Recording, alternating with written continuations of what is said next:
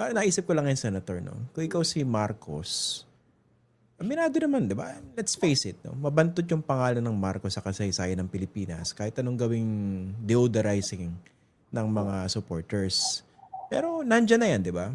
Hmm. There was one president who once said, the presidency is, dito?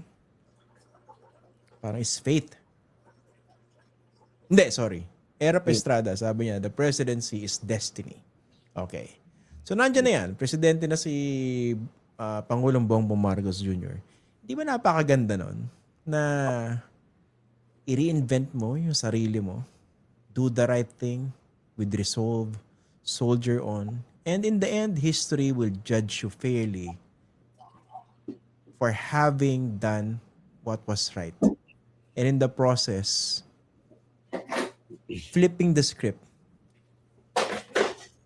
and helping people forget about the old Marcos name that was putrid to millions of Filipinos. Di ba ang gandang legacy nun? This Marcos did the right thing. Kaya yung mga nakikinig sa atin, doon. Parang nag-suggest no? Dinaan lang sa atin. Na hindi nakikinig. sabi nga nung isa na nandun, napanood ko kayong 4 na itlog kagabi. Ano sabi? Umalat na naman kayo. Mali ba? Mali ba yung pinag-usapan natin? Nagmagaling na naman? Umalat na naman kayo. Ano pa naman? Medyo in a good humored way naman yung pagsabi. Sabi ko kasi, kabahan kayo pag hindi kayo bumanat. Bisa ba may ibang pinagkakabalahan? Suko na kami. Baka mag-revcov na kami yan. Pag tahimik na kami. Pag hindi na kayo bumabanat. Lalo na yung host. Bumalik sa akin. Pero yung sa akin, binabanggit ko kayo, Senator, yung legacy focus na yan. Ano yan it entails a lot of introspection, no? Para malaman mo kung gaano katibay yung character, diba? To do it. If you don't have it, how can you go on a legacy mode toward that particular vision? Marami requirements yan. And it requires, for instance, intestinal fortitude.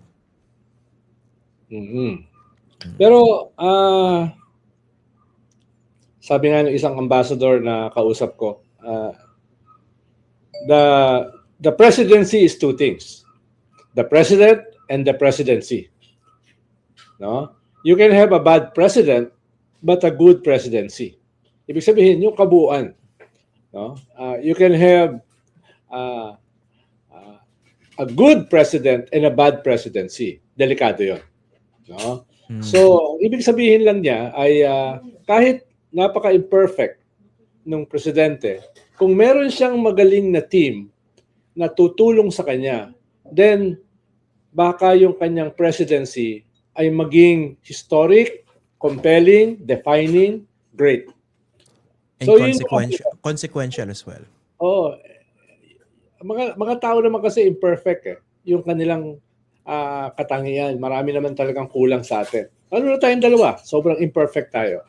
Pero kung meron tayong Shelo Magno, meron tayong Heidi Mendoza, Alan Herman, Barry Gutierrez, at saka Ronnie Holmes, etc., etc.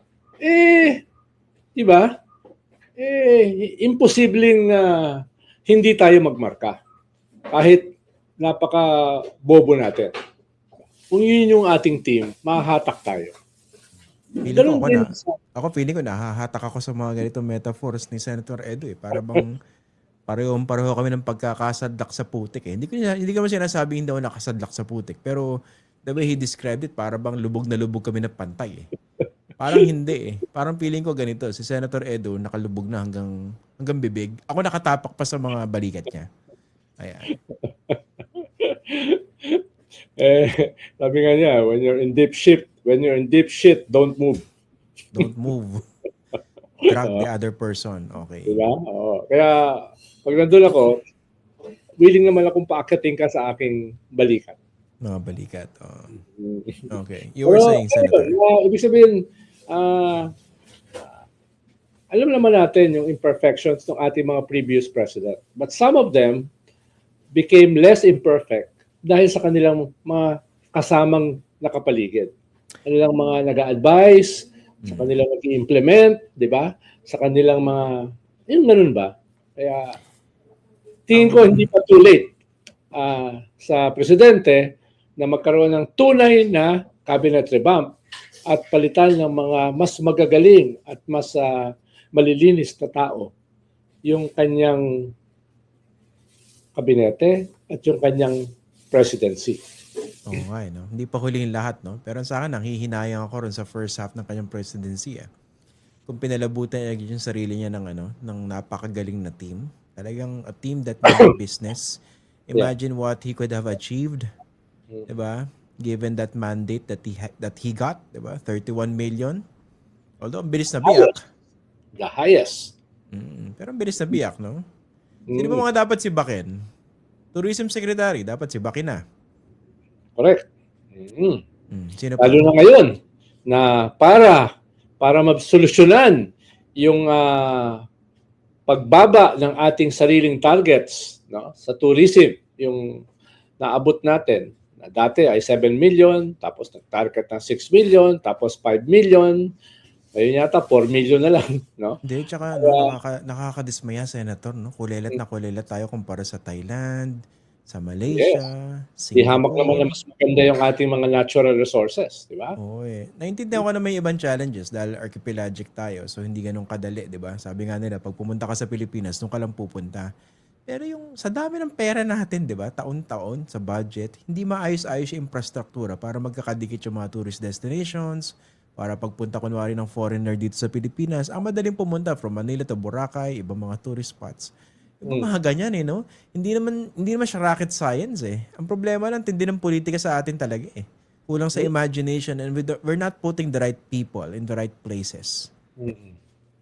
Yung ating health secretary, matagal ko nang hinihingi yung ulo niyan. Dahil hindi ba kasama na yun sa revamp?